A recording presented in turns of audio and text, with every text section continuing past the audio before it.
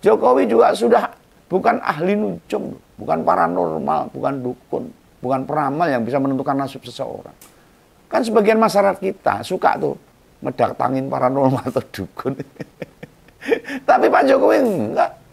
Dia hanya seorang mantan presiden yang sekarang sudah selesai dan menjadi rakyat biasa. Justru kehadiran warga tiap hari itu makin merepotkan, mengganggu lingkungan dan sebagainya. Merepotkan pas pampres maupun bagian dapur. Kudu nyugui.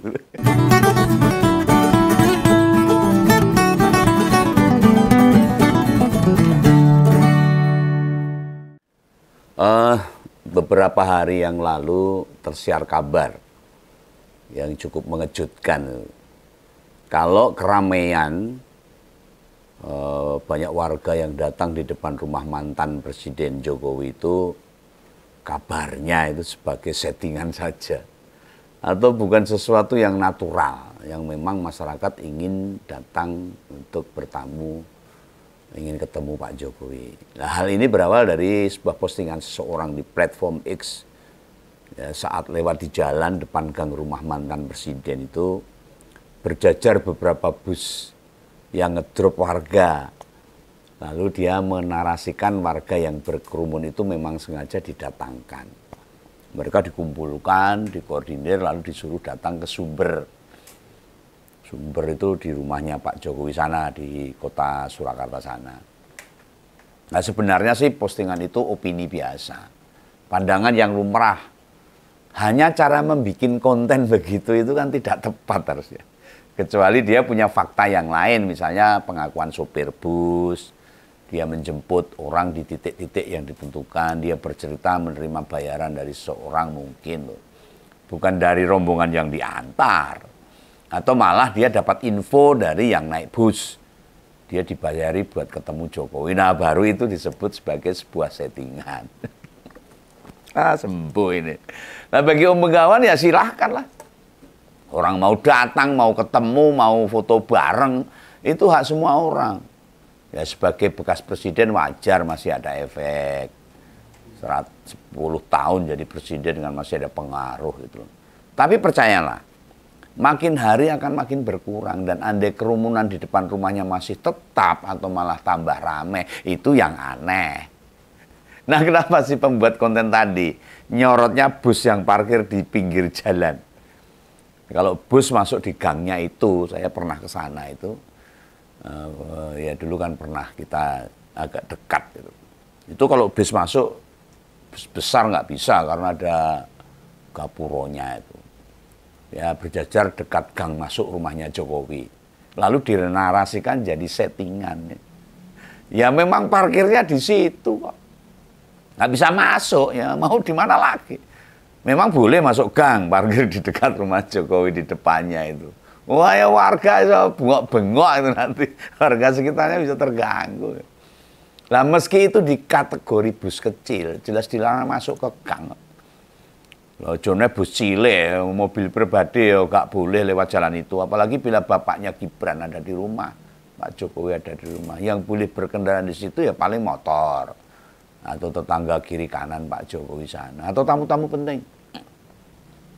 Pejabat pengusaha kelas kakap misalnya. Kayak rombongan ownernya Lipo pas ke sana itu. Nggak tahu yang diomongin apa itu. Apa ada sesuatu yang dulu belum beres atau apa. Ya nggak tahu kita. Ya layanan para juragan-juragan itulah yang beda sama rakyat jelata yang pengen ketemu, yang ditemui di pinggir jalan. Mana wong Jawa ya jane saru nemuni tamu nang pinggir jalan. Nah sebagai tempat yang kini ramai kerumunan orang ya wajar. Akses itu dibatasi. Yang ke sana itu bisa dari segala elemen loh. Dari siapapun loh. Om Begawan yang gak jauh atau tidak membutuhkan waktu lama ke Solo. Gak ada tuh niatan berkunjung ke sana tuh. Saya kalau ke Solo paling-paling butuh waktu 1-2 jam lah. Lewat jalan tol cepet. Dan itu bukan perkara dilandasi kebencian saya. Enggak, saya enggak benci pada siapapun. Sorry aja. Apapun dulu saya pernah juga bersama-sama Pak Jokowi waktu di wali kota itu. Individunya yang gak berniat membenahi negara itu loh, yang saya gak suka itu. Masih banyak ikut-ikutan. cawe-cawe, serta banyak hal yang terbongkar saat ini. Yang dulu saya tidak paham, tidak tahu, dan tidak sampai detail ke situ. Kebijakan waktu dia berkuasa itu, yang akhirnya merusak demokrasi. Ngacak-acak hukum, MK, diurak-arik MA, diurak-arik KPK, hingga KPU pun disetting diurak-arik. Meskipun dia tidak langsung melakukan itu. Ya, karena dia penguasa, Pak Jokowi itu sebagai presiden. Bisa saja, ini opini Begawan loh, bukan tuduhan loh. Bisa saja lewat orang lain. Kalau orang Jawa nabok nyilih tangan gitu. Ya kenyataannya seperti itu. Yang jelas di depan rumahnya itu banyak konten kreator. yang katanya teman saya yang pernah ke sana itu. Orang-orang yang punya channel YouTube. Ya pembuat-pembuat YouTube itu ngerekam semua yang ada di situ. Ya mereka berharap konten pertemuan Jokowi sama warga ada yang unik, ada yang istimewa, ada yang viral, atau jangan-jangan hadirnya warga itu mergo postingan YouTuber kuwi mau. Sing golek duit dari viewer itu. Sekarang lebih dari 15 channel loh, kayaknya. Ya 15 channel tuh dia nongkrong di sana tiap hari. Yang pemiliknya rutin nongkrong ngopi di situ. Jangan-jangan nginep di situ juga. Dan ngunggah postingan kedatangan warga pertemuan itu. Nah, dalam beberapa rekaman, sesekali ada tokoh menteri yang sowan ke sana, calon gubernur, elit partai dan sebagainya. Tiba-tiba jedul. Yang kemarin itu, yang terakhir itu Budiari ke sana. Sehingga terkesan uyuk-uyukan, tahu uyuk-uyukan itu, desel-deselan, berdesak-desaan. Kalau bahasa Indonesianya. Lah sing rekam, yang rekam karo sing direkam, malah akeh sing rekam kok. Tamunya Budiari unu. Wah, yang rekam bisa puluhan. Ya akhirnya untel-untelan itu. Berdesak-desaan. Kadang pula yang jedul Bu Iriana. Atau ada juga artis yang ke situ tuh. Sing tak gumuni, tahu tak gumuni, yang saya heran itu. Dia tuh memang mantan presiden dan orang pengen ketemu. Hal itu hal biasa. Yang susah tak terima dengan nalar Begawan, sampai ada orang asing ikut antri ketemu loh. Ada biker atau klub motor juga ke situ. Lalu ngajak touring, terus juga anak PAUD juga ke sana. Ya ini janggal jadinya itu. Kalau anak-anak TK PAUD ke sana itu terus ngapain itu loh. Ada yang nyebut mengapa terkesan yang pengen ketemu mantan presiden kok gak habis-habis tuh. Seolah-olah terus ada tiap hari. Ya soalnya banyak orang pas wisata ke Solo. Ya akhirnya pengen datang. Kemarin ada Imlek, ada Grebek Sudiro, itu ada wisata kelurahan itu. Saya pernah di dekat Pasar Gede itu. Dengan barongsai yang banyak. Jadi mampir sekalian ke tempatnya Pak Jokowi. Lalu ada yang pas ke keraton ngelihat wisata budaya, ya mampir sekalian gitu. Termasuk warga muslim yang pengen ibadah ke Masjid Al-Sayyid, yang menyempatkan ke Sumber. Coba kita resapi. Apa sih yang mereka mau cari sama rakyat yang pengen ketemu itu loh? Marga itu loh, salaman, ngelihat langsung. Dulu belum pernah atau pengen sekali ketemu Pak Jokowi, foto bareng, atau mungkin dapat souvenir dari Pak Jokowi. Loh, dalam tradisi atau kebudayaan negara kita loh, nggak ada tuh tokoh pemerintah yang hingga sekarang terus-menerus didatangi sama rakyatnya. Entah masa hidup atau sesudah meninggal.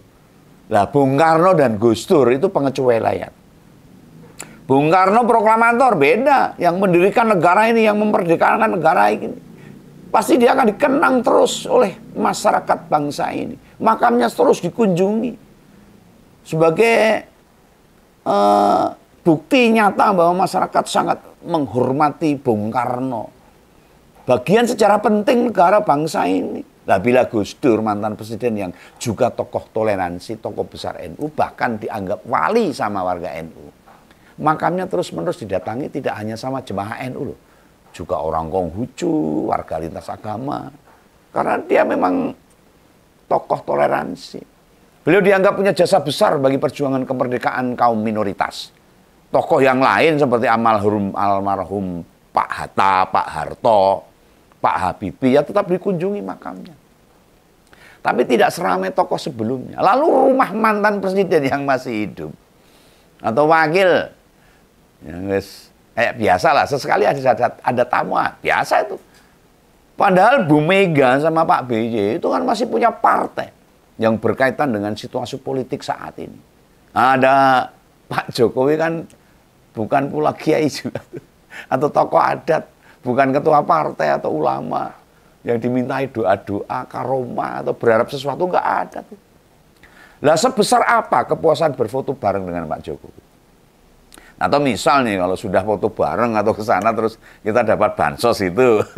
Kan ya enggak. Bansos sudah lewat. Sudah banyak ratusan triliun digelontorkan buat pilpres.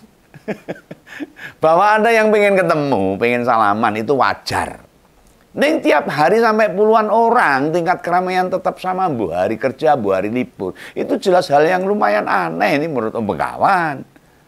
Jokowi juga sudah bukan ahli nujum, bukan paranormal, bukan dukun, bukan peramal yang bisa menentukan nasib seseorang. Kan sebagian masyarakat kita suka tuh mendatangin paranormal atau dukun. Tapi Pak Jokowi enggak. Dia hanya seorang mantan presiden yang sekarang sudah selesai dan menjadi rakyat biasa. Pada zaman sebelum pilkada, banyak calon kepala daerah menemui, minta endorse. Om Begawan sih memaklumi. Ngertilah. Harapannya kan warga dari orang-orang yang ketemu mantan presiden kemudian pada memilih. Tapi calon kepala desa, calon ketua RW, ketua RT seperti Om Begawan ini, atau kandidat kepala dinas yang pengen jadi Kapolda misalnya, atau Pangdam, apa yang nanti mesti nemui Pak Jokowi juga. Lah iyalah aneh itu. Apa yang berkunjung ke sana itu waktu hari kerja alias bukan hari libur. Itu beneran wong longgar itu loh. Nah mestinya orang-orang itu bisa cerita, mereka ke Solo itu emang niat sendiri atau ada yang ngajak. Bahwa di antara rombongan yang murni beneran mau pengen ketemu itu loh, pasti ada. Tidak semua digerakkan. Kan yang dari luar Solo butuh dana perjalanan ke Solo buat bensin, buat makan dan keperluan lain. Gak mungkin lah Pak Jokowi mengganti biaya-biaya yang dikeluarkan oleh warga yang ketemu dia. Justru kehadiran warga tiap hari itu makin merepotkan, mengganggu lingkungan dan sebagainya. Merepotkan pas pampres maupun bagian dapur. Kudu nyugui. Yang paling gak masuk akal itu. Ketemu cuma nyutra itu loh, bentar paling salaman sama antri foto. Itu saja. Apa yang didapat rakyat dari pertemuan itu? Puas, marem, lego, terus. Hanya itu aja. Artinya gini, postingan yang di platform X tak sebut di awal tadi, itu tidak selalu tepat. Sebab itu persepsi. Hanya kira-kira aja. Tapi bahwa yang ada gembruduk ke sumber, gembruduk tahu. Bertubi-tubi ke sumber. Utamanya yang dari luar Solo Raya. Yang hanya punya satu tujuan bertemu Jokowi itu fakta yang sulit diterima nalar. Padahal dulu mantan presiden itu punya pabrik mebel loh. Usai pensiun apa enggak mau balik ke pabrik. Kan sempat dilepas sekarang punya jabatan di pemerintah. Kok sekarang kayak belas enggak pernah kembali ke usaha mebelnya itu. Ada apa? Apa masih pengen? Atau masih punya rasa bahwa dia itu presiden? Pernah pula itu Jokowi berkata, setelah tidak menjabat, pengen berkonsentrasi pada isu lingkungan. Itu pernah dikatakan Pak Jokowi. Tapi ya enggak. Kenyataannya dua hal yang sempat dilontarkan tidak dijalani. Nah, beberapa mantan presiden setelah tidak menjabat, terutama presiden Indonesia loh, itu punya lembaga sosial. Lembaga-lembaga itu banyak mengkaji masalah-masalah sosial. Ngasih masukan ke pemerintah. Dan bermanfaat bagi masyarakat. Ada Wahid Institute. Itu jelas didirikan sama Gus Dur. Ada Megawati Institute, Habibie Center, Yudhoyono Institute. Yang tidak buat lembaga kajian itu ya Pak Harto sama Pak Jokowi ini. Kalau Pak Harto ada yayasan itu. Nah Pak Jokowi ngapain itu?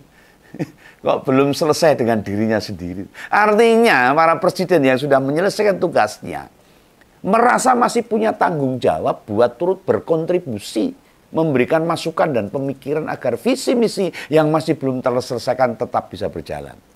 Ada itu kajian-kajian yang turut ngasih feedback bagi kepala negara loh. Bisa jadi tambahan masukan untuk menjalankan pemerintahan. Nah mantan presiden yang punya partai kerjanya lebih mudah. Sebab visi misinya tetap dikawal sama kader-kader yang duduk jadi anggota legislatif dan sebagai duduk di pemerintahan, baik bupati, wali kota maupun gubernur. Nah, sebagai bekas tokoh nasional, itu fokusnya ya membenahi negara, mendorong perbaikan tata kelola pemerintah. Ini bukan ngurus dan nangani hal-hal kecil cuma salaman sama warga. Nah, itu bukan berarti bertemu salaman, foto, ngobrol sama rakyat berarti tidak penting. Oh, bukan, penting. Ada silaturahmi, melainkan rasa tanggung jawab yang dimiliki itu tingkatannya nasional, bukan lagi pada tanggung jawab perorangan. Nah, jadi masyarakat harus paham ini.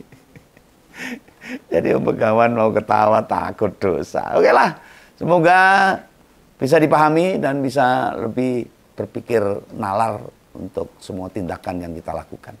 Oke ya, ini pesan Begawan, salam ngompol. Dadah.